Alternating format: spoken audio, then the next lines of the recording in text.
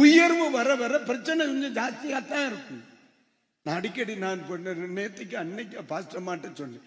நம்ம நாங்க 2 பேரும் இப்படியே நடந்து போயிட்டு இருக்கோம். ராத்திரி எப்பல பேசாம ஒரு சின்ன ஒரு சபையை கட்டி நிம்மதியா 10-200 பேரை வச்சு நடத்திருந்தா இந்த பிரச்சனையே இல்லை, நல்லா தூங்கி இருக்கலாம். என்ன நாங்க 2 பேரும் பேசிக்கிட்டே இருந்தோம். ஒரு கஷ்டமுமே இல்லை. ஊழியம் வளரண்டா பிரச்சனை தீரும்னு பார்த்தா இப்ப நம்மள தொடங்கவே செய்து. அல்லேலூயா. பாருங்க, கீழே இப்ப இதுல நில்லுங்களேன். இதுல கீழே வெளியே போய் நில்லுங்க. காத்து பயங்கரமா அடிக்குதா வெளியே?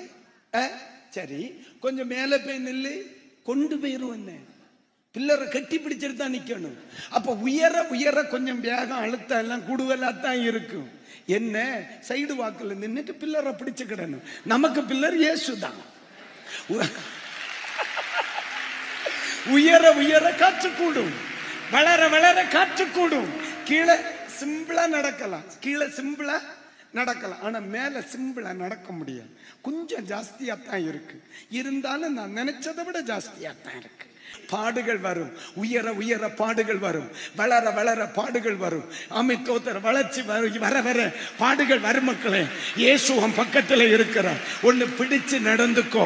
அவர் நடந்த சில பாதைகள் உன் கண்ணுக்கு முன்ன இருக்கு. எது வந்தாலும் சரி, இயேசுவை விட ஒன்னும் அதிகமா நமக்கு நீ வரப்போகிறது இல்லை. எது வந்தாலும் சரி, இயேசுவுக்கு வந்ததை விட குறைவாத்தான் வரும். இன்னைக்கு ராத்திரி சொல்லுகிறேன், இயேசுவுக்கு ஒரு ஜெயம் உண்டானால் இன்றைக்கு ராத்திரி வசனத்தை கேட்கிற அத்தனை பேருக்கு சொல்லுவேன், எல்லா நாமத்துக்கு மேலான நாமம் இயேசுவுக்கு கொடுக்கப்பட்டதே. ஆனால் உன் குடும்பத்திலே, உன் ஊழியத்திலே, உன் வாழ்க்கையிலே கர்த்தர் உன்னை உயர்த்துவார்.